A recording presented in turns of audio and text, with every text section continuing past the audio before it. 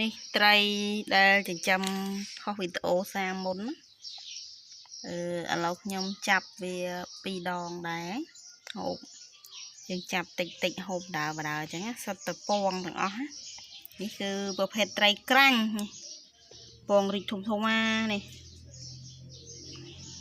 ត្រីកធកពងដូចគ្នាពងពេញពោះតែម្ដងហើយចំណែកខាងនេះវាពងដូចគ្នាតែវាចេញមកខាងក្រៅចេញមកខាងក្រៅខ្ញុំយកមកដាក់នៅក្នុងចានចេះតែម្ដងនេះឃើញទេពងវាធំល្អម្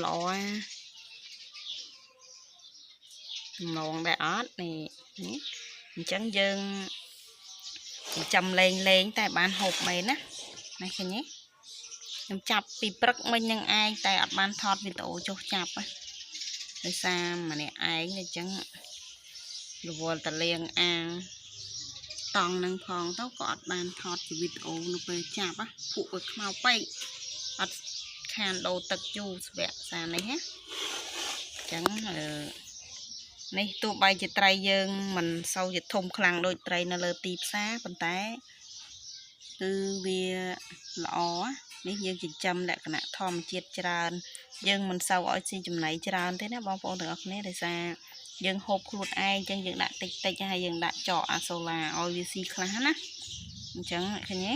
ត្រីយើងល្អណាស់ពងពេញពោះតែម្ដង